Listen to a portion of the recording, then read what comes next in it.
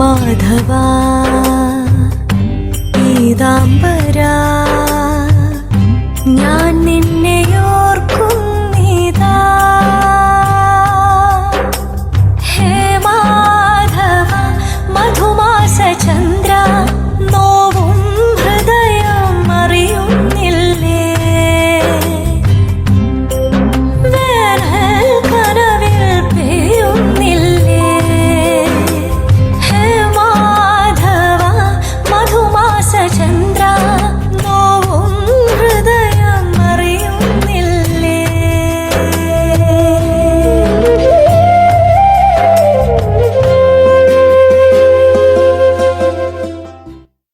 മീരയെ കാണാൻ സാധിച്ചാലെന്ന് കരുതിയാ ഞാൻ വന്നത്.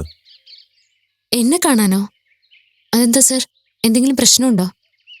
ക്ഷേത്രത്തിന്റെ കാര്യങ്ങൾ വല്ലതും സംസാരിക്കാനാണോ?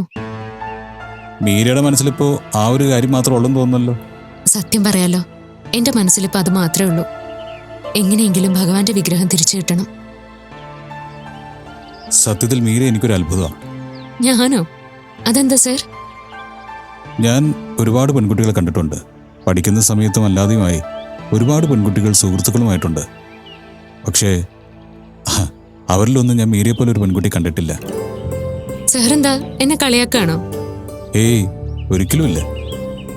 മീര ശരിക്കും ഒരുപാട് പ്രത്യേകതകളുള്ള ഒരു പെൺകുട്ടിയാണ്. അതൊക്കെ സാറിന് വെറുതെ തോന്നുന്നതാ. ഞാൻ എല്ലാരെയും പോലെ നിസ്സാരയായ ഒരു സാധാരണ പെൺകുട്ടി തന്നെയാ. തൻ്റെ ഈ പെരുമാറ്റം തന്നെയാ മറ്റുള്ളവരിൽ നിന്ന് തന്നെ വ്യത്യസ്തയാക്കുന്നത്. തൻ്റെ സംസാരം കൂടെ നിൽക്കുന്നവരെ തൻ്റെ ഫാനാക്കി മാറ്റും. സത്യമാണ് ഞാൻ പറഞ്ഞത്. ദൈവിക കാര്യങ്ങളിൽ അമിതമായ വിശ്വാസമൊന്നും എനിക്കുണ്ടായിരുന്നില്ല.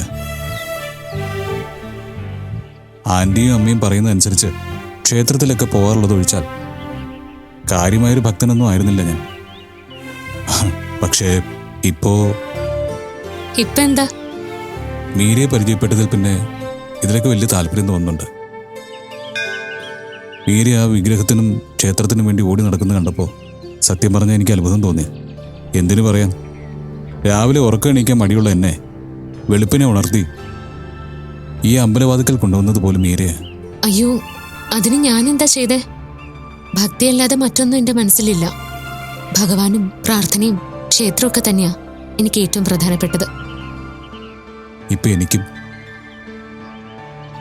ഇനി അങ്ങോട്ടുള്ള ജീവിതത്തിലും അങ്ങനെ ആവണമെന്നാണ് ഞാൻ ആഗ്രഹിക്കുന്നത്.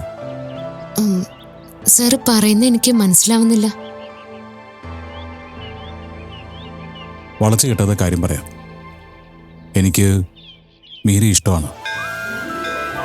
ഇനിയുള്ള എൻ്റെ ലൈഫിൽ മീര ഉണ്ടാവണമെന്ന് ഞാൻ ഒരുപാട് ആഗ്രഹിക്കുന്നു. സാർ, ഞാൻ സാറിനെ അങ്ങനെയൊന്നും കണ്ടിട്ടില്ല. അതെനിക്കറിയാം. മീരയുടെ മനസ്സിൽ ഇത്തരം ചിന്തകൾ പോലും ഉണ്ടാവില്ലെന്ന് എനിക്കറിയാം.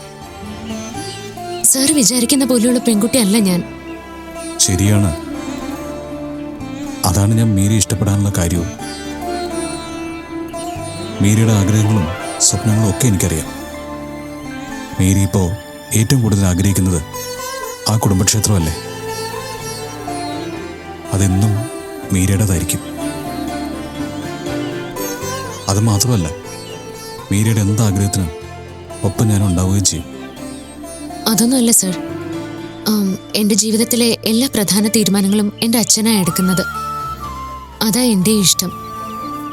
ഒരു പ്രണയവിവാഹമൊന്നും എനിക്ക് സാധിക്കുന്ന കാര്യമല്ല. പ്രണയിച്ച് നടക്കാനോ വീട്ടുകാരെ എതിർക്കാനോ ഒന്നുമല്ല ഞാൻ പറയുന്നത്. എനിക്ക് മീരയോട് തോന്നിയ ഇഷ്ടം നേരിൽ പറഞ്ഞെന്ന് മാത്രമേ ഉള്ളൂ. സാറിന് എന്നെക്കാളും എത്രയോ നല്ല പെൺകുട്ടികളെ കിട്ടും. ദേവ ബിൽഡേഴ്സിന്റെ MD ആദർശിനെ വിവാഹം കഴിക്കാൻ ആഗ്രഹിക്കുന്ന ഒരുപാട് പെൺകുട്ടികളുണ്ട്. അവരുടെയൊക്കെ മുമ്പിൽ ഞാനൊന്നുമല്ല. മീരയുടെ വില മീരയ്ക്ക് അറിയാഞ്ഞിട്ടാ. ഞാൻ ആഗ്രഹിക്കുന്ന എൻ്റെ ഭാര്യ അവൻ്റെ പെൺകുട്ടിക്ക് വേണ്ട എല്ലാ ഗുണങ്ങളും മീരയ്ക്കുണ്ട്. അതുമാത്രമല്ല, ഒരു വിവാഹം ഞാൻ ഒരിക്കലും ആഗ്രഹിച്ചിട്ടില്ല.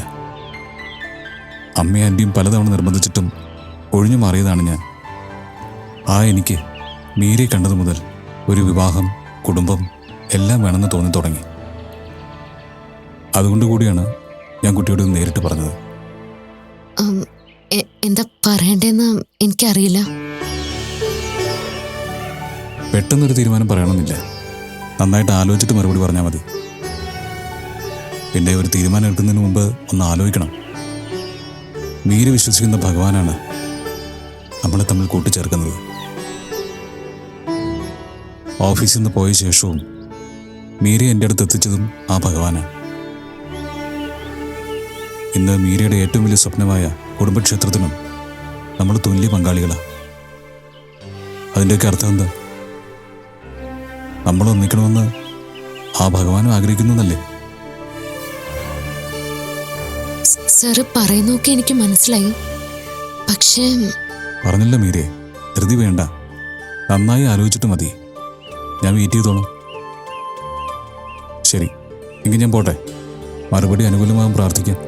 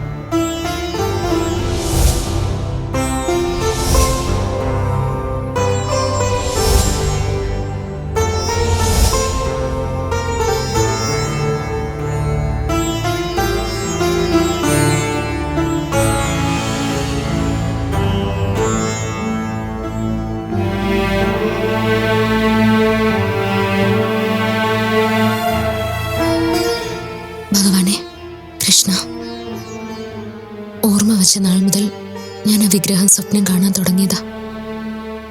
ഒടുവിൽ നിന്റെ കൃപ കൊണ്ടാ എനിക്കത് കിട്ടിയത്. ഇത്രയും നാളും ഞാൻ ഒരു മുടക്കവും വരുത്താതെ പ്രാർത്ഥിച്ച് പൂജിച്ചതല്ലേ. എന്നിട്ടും എന്തിനാ ഭഗവാനെ ആ വിഗ്രഹം എന്നിൽ നിന്ന് അകറ്റിയത്? ഇനിയും അത് നഷ്ടപ്പെടുത്തരുതേ ഭഗവാനെ. കോടതിയിൽ നിന്നും ആ വിഗ്രഹം ഞങ്ങൾക്ക് തന്നെ വിട്ടുകിട്ടണേ. കൃഷ്ണപുരത്തുള്ള ദേവാ ബിൽഡേഴ്സിന്റെ സ്ഥലവും കുടുംബക്ഷേത്രത്തിനായി അവരെ വിട്ടു നൽകണേ ഭഗവാനെ.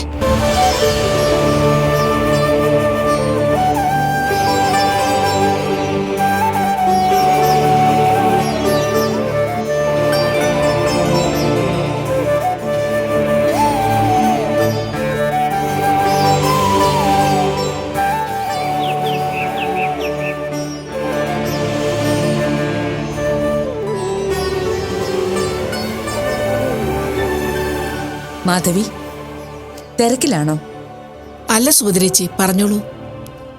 ഞാൻ വെറുതെ ഇരുന്നപ്പോ ആദർശിന്റെ ജാതകവും മീരയുടെ ജാതകവും ഒത്തുനോക്കി. ജാതകവശാൽ അവര് തമ്മിൽ നല്ല പൊരുത്തമുണ്ട്. ചേച്ചിക്ക് മീര വളരെ ഇഷ്ടപ്പെട്ടെന്ന് തോന്നുന്നു. മീര നല്ല കുട്ടിയാ. അവളെ ആർക്കാ ഇഷ്ടമാകാത്തത്? നമുക്കിങ്ങനെ ഓരോ ബന്ധങ്ങൾ വരുമ്പോഴും നല്ല പെൺകുട്ടികളെ കാണുമ്പോഴും മരുമകളായിട്ട് ആഗ്രഹിക്കാനല്ലേ പറ്റൂ. ആദർശ് അനുകൂലമായ ഒരു നിലപാട് വിവാഹത്തിലൂടെ എടുത്തിരുന്നെങ്കിൽ എല്ലാം എളുപ്പമായേനെ. പക്ഷേ ഇവിടെ അങ്ങനത്തെ അവസ്ഥയില്ലല്ലോ. അതുമാത്രമല്ല, നമ്മൾ വിസ്മയുടെ കാര്യം ഏതാണ്ട് എല്ലാം ഉറപ്പിച്ച മട്ടിലായിരിക്കല്ലേ. ഞാൻ ആദർശും മീരയും തമ്മിലുള്ള വിവാഹം നടത്താനോ ആലോചന മുന്നോട്ട് കൊണ്ടുപോകാനോ വേണ്ടി പറഞ്ഞതല്ല മാധവി. ഞാൻ വെറുതെ സമയം കിട്ടിയപ്പോ രണ്ടുപേരുടെയും ജാതകങ്ങൾ തമ്മിൽ ഒന്ന് ഒത്തുനോക്കി. അപ്പോ പോസിറ്റീവായ പല ചേർച്ചകളും ഞാൻ കണ്ടു. എന്നുവെച്ച് അതെല്ലാം ചേർന്നൊരു ബന്ധമാണെന്നൊന്നും ഞാൻ പറയുന്നില്ല. കാരണം അങ്ങനെ ഒരു ബന്ധവും രണ്ടുപേര് തമ്മിൽ ഉണ്ടാവാറില്ല. ചില ചേർച്ചക്കുറവുകൾ രണ്ടുപേര് തമ്മിൽ ഉണ്ടാകുന്നത് സ്വാഭാവികമാണ്. എങ്കിലും വിസ്മയുടെ ജാതകവുമായി കമ്പയർ ചെയ്യുമ്പോൾ മീരയാണ് കൂടുതൽ ചേരുന്നത്. പിന്നെ നേരിട്ടറിഞ്ഞ ഗുണങ്ങളും കൂടുതൽ മീരയ്ക്കാണ്. എനിക്ക് സത്യം പറഞ്ഞ മീരയെ മരുമകളാക്കാൻ താല്പര്യമുണ്ട്. പക്ഷെ ഇപ്പോഴത്തെ അവസ്ഥയിൽ നമ്മൾ പെട്ടെന്ന് എല്ലാം മാറ്റിപ്പറഞ്ഞ് ഒരഭിപ്രായം അവനോട് ചോദിച്ചാ അവന് വിവാഹത്തിന് താല്പര്യമില്ലെങ്കിൽ 2 വിവാഹങ്ങളും മുടക്കാനുള്ള ആയുധമാക്കി ഇതിനെ ഉപയോഗിക്കാൻ സാധ്യതയുണ്ട്. അതെങ്ങനെ? അഭിരാമിയും വിഘ്നേശും അല്ലേ വിസ്മയുടെ ആലോചന കൊണ്ടുവന്നത്. അത് വെച്ച് അവൻ കളിക്കും. അവരെ കൊണ്ട് വഴക്കുണ്ടാക്കി പ്രശ്നമാക്കിയാൽ 2 വിവാഹവും നടക്കാതിരിക്കും. അതല്ലാതെ ആദർശിന് പുറത്ത് കാണിക്കാത്ത ഇഷ്ടമോ അടുപ്പമോ മീരയോടുണ്ടെങ്കിലോ? അങ്ങനെ വരാൻ ഒരു സാധ്യതയില്ല. എന്റെ സംശയമാണ്. അത്തരം ഒരു സാധ്യത ഇതിൽ ഞാൻ കാണുന്നുണ്ട്. അത്തരം ഒരു സംശയം ഉണ്ടെങ്കിൽ അങ്ങനെ ഒരു ആലോചനയെക്കുറിച്ച് നമുക്ക് ആദർശിനോട് സംസാരിച്ചു നോക്കാം. പക്ഷെ അത് കേൾക്കുമ്പം തന്നെ അവൻ എന്തെങ്കിലും ന്യായം പറഞ്ഞ് അതിൽ നൊഴിയും. അങ്ങനെയൊന്നും ആദർശിനോട് ഇപ്പൊ സംസാരിക്കണ്ട. പറ്റിയ സന്ദർഭം വരുമ്പോ നമുക്ക് സംസാരിച്ചു നോക്കാം. അവന്റെ പ്രതികരണം എന്താണെന്ന് അപ്പ അറിയാലോ. ശരി, എല്ലാം ചേച്ചിയുടെ ഇഷ്ടം.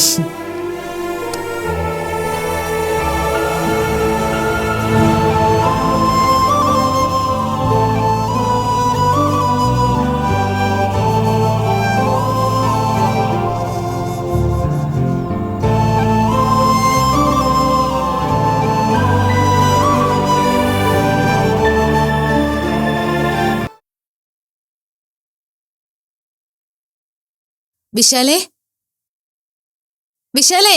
ആ നീ മുത്തശ്ശിയുടെ അടുത്ത് നിൽക്കായിരുന്നോ? അതെ, ഞങ്ങൾ വിശേഷങ്ങളൊക്കെ സംസാരിച്ചോണ്ടിരിക്കുകയായിരുന്നു. നിന്റെ യാത്രയുടെ കഥകളൊക്കെ അമ്മയ്ക്ക് പറഞ്ഞു കൊടുക്കണോ? അതൊന്നുമല്ല, അതൊക്കെ സ്ഥിരം കഥകളല്ലേ.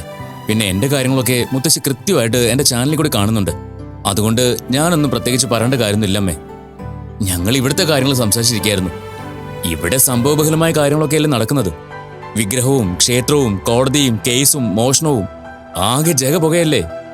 അതെ, നീ ഇവിടെ ഉണ്ടായിരുന്നെങ്കിൽ അച്ഛൻ എല്ലാത്തിനും ഒരു സഹായമായേനെ. എന്റെ അമ്മയെ, അച്ഛൻ ഇപ്പൊ എന്റെ സഹായത്തിന്റെ ഒരു ആവശ്യമില്ല. ഇവിടെ എന്ത് ഇഷ്യൂ ഉണ്ടെങ്കിലും അത് മാനേജ് ചെയ്യാൻ അച്ഛൻ കേപ്പബിളാ. അമ്മ വെറുതെ അച്ഛനെ കൊച്ചാക്കി സംസാരിച്ച് ആ സെന്റിമെന്റ്സിൽ എന്നെ ഇവിടെ പിടിച്ചിരുത്താൻ നോക്കണ്ട. ഇതെന്താ അമ്മ താലം പിടിച്ചോണ്ട് നിൽക്കുന്നേ? ഇത് പായസ. നീ ഒന്നിങ്ങി വരാൻ വേണ്ടി ഞാൻ വഴിപാട് നേർന്നതാ. വരുമെന്ന് പറഞ്ഞപ്പോഴേ ഞാനതങ്ങ് നടത്തി. ഭഗവാൻ എന്റെ പ്രാർത്ഥന കേട്ടതല്ലേ. ഇതെന്താ 2 ഗ്ലാസ്സേ ഉള്ളോ?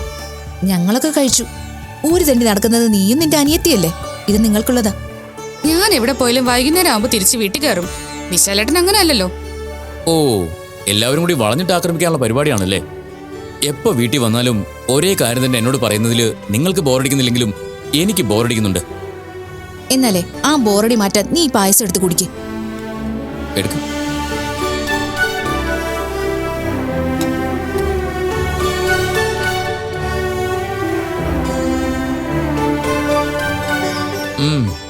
നല്ല ടേസ്റ്റ് ഉണ്ട്.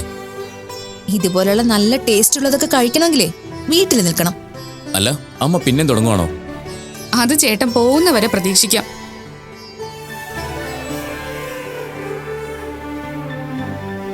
കുടിച്ചില്ലേ? നോക്കിക്കൊണ്ടിരിക്കുവാണോ? കുടിക്കേ.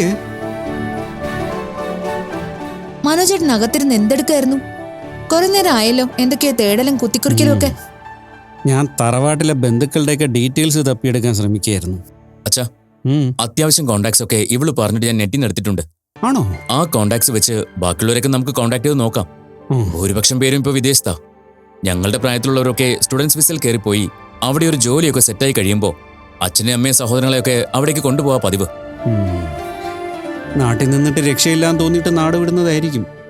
എല്ലാ നാട്ടിലും അങ്ങനെയുള്ള അവസ്ഥയൊക്കെ ഉണ്ടച്ചാ. ഇവിടുന്ന് ജോലി തേടി വിദേശത്തേക്ക് പോകുന്ന എല്ലാവരും ആർഭാടവും സന്തോഷവുമായിട്ട് ജീവിക്കൊന്നും അല്ല. അവരും നല്ല രീതിയിൽ കഷ്ടപ്പെട്ട് തന്നെയാ ജീവിക്കുന്നേ. പിന്നെ കുറച്ചുകൂടി മെച്ചപ്പെട്ട ജീവിത സാഹചര്യങ്ങൾ പല സ്ഥലത്തുമുണ്ട്. അതെന്തെങ്കിലും ആവട്ടെ. നമുക്ക് നമ്മുടെ വിഗ്രഹം തിരിച്ചു കിട്ടണം. കുടുംബക്ഷേത്രം എത്രയും പെട്ടെന്ന് റെഡിയാക്കണം. തറവാട്ടിലെ എല്ലാ ബന്ധുക്കളുടെയും സഹകരണം കൂടെ ഉണ്ടായിരുന്നെങ്കിൽ അത് നന്നായനെ. ഇനി നീ പറഞ്ഞതുപോലെ അവരെല്ലാം വിദേശത്താണെങ്കിൽ അവരുടെ കയ്യിൽ നിന്ന് നാട്ടിലുള്ളവരുടെ ഡീറ്റെയിൽസ് എടുത്തിട്ട് അവരെയെങ്കിലും നമ്മളോടൊപ്പം നിർത്താൻ ശ്രമിക്കണം. ഞാൻ മാക്സിമം എല്ലാവരെയും കോൺടാക്ട് ചെയ്യാൻ ശ്രമിക്കാച്ചാ. ആ വിഗ്രഹം തിരിച്ചു കിട്ടി ആ ക്ഷേത്രത്തിൽ തൊഴുതു പ്രാർത്ഥിക്കണമെന്ന് മുത്തശ്ശി ഒരുപാട് കാലമായിട്ട് ആഗ്രഹിക്കുന്ന കാര്യമാണ്. അത് സാധിച്ചു കൊടുക്കാൻ നമ്മളെ കൊണ്ടാവുന്ന ചെയ്യണം അച്ഛാ.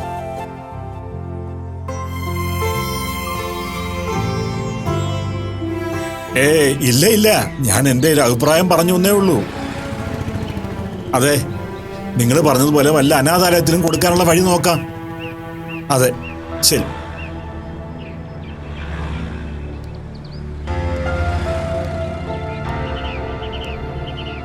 അവരെന്താ മുത്തശ്ശ പറയുന്നത്?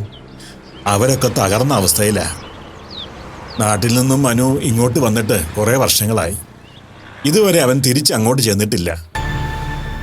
ഇതിപ്പോ വർഷങ്ങൾക്ക് ശേഷം അവൻ തിരിച്ചു പോയത് ഭരണത്തിലേക്കായിരുന്നുവെന്ന് അവർക്ക് അംഗീകരിക്കാൻ കഴിയുന്നില്ല.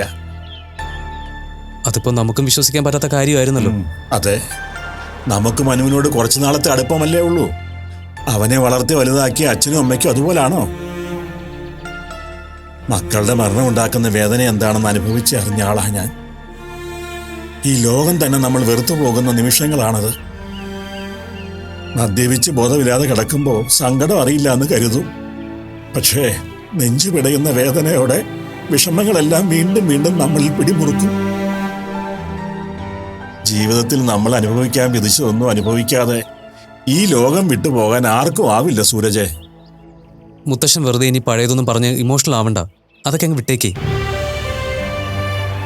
മുത്തശ്ശ, നമുക്ക് മനുവിന്റെ നാട്ടിലേക്കൊന്ന് പോയാലോ? അവന്റെ പണം അവർക്ക് നേരിട്ട് കൊണ്ട് കയ്യിൽ കൊടുത്താലോ? ബാങ്ക് ട്രാൻസ്ഫർ ചെയ്ത് വെറുതെ പുരിവാലി പിടിക്കാൻ നിൽക്കണ്ട. മനുവിന്റെ പണം അവർക്ക് വേണ്ടെന്നാ അവര് പറയുന്നത്. പണം വേണ്ടെന്നോ? അതെന്താ? അവൻ പണം ഉണ്ടാക്കാനെന്നും പറഞ്ഞാ ഇവിടേക്ക് വന്നത്.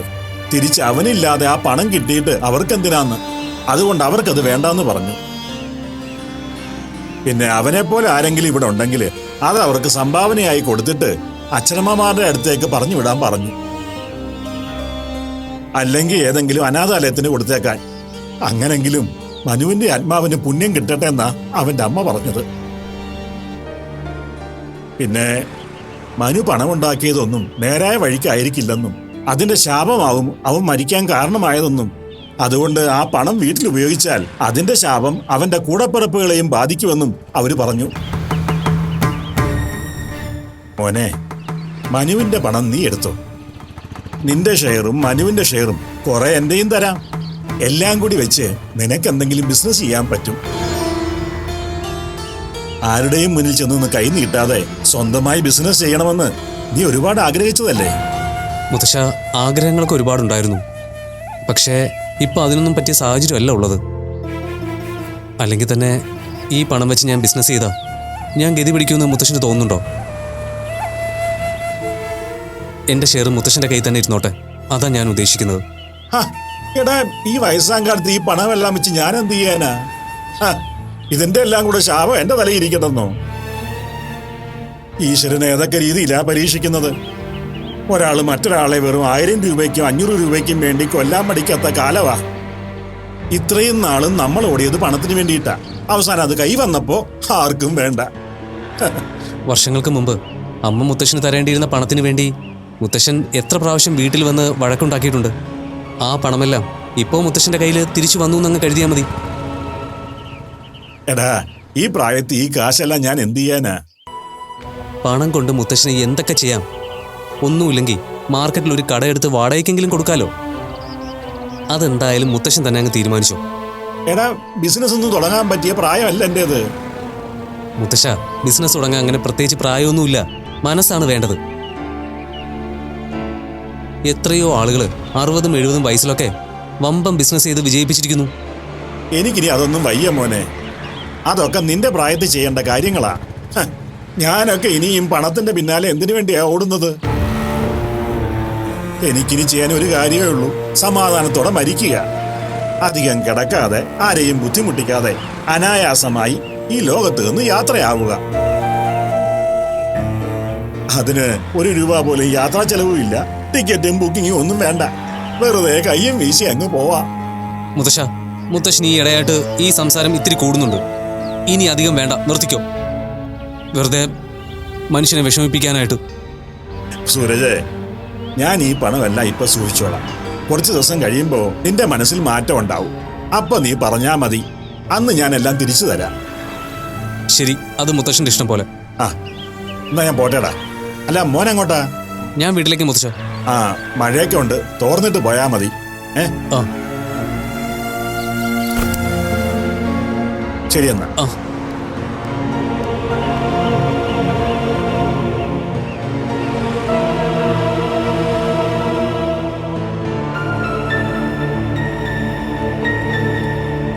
അച്ഛാ, ചായ. മോളിരിക്കെ.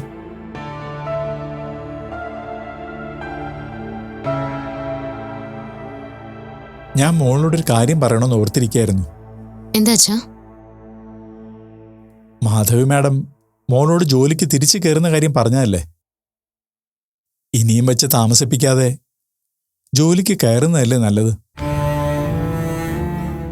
മോൾ ആഗ്രഹിച്ചു കിട്ടിയ ജോലിയായിരുന്നു അത്. ആ ജോലി നഷ്ടപ്പെട്ടപ്പോൾ എനിക്കും വലിയ വിഷമമായിരുന്നു. അന്ന് വിഗ്രഹം കാണാതെ പോയ സമയത്താ മോള് ലീവ് എടുത്തത്. ഇപ്പൊ അതല്ലല്ലോ അവസ്ഥ. വിഗ്രഹം കോടതിയിലല്ലേ. അതിന് നമുക്ക് തിരിച്ചു കിട്ടുന്ന കാര്യത്തില് വാദപ്രതിവാദങ്ങൾ കഴിഞ്ഞ് മാത്രമേ നമുക്കെന്തെങ്കിലും പ്രതീക്ഷയുള്ളൂ.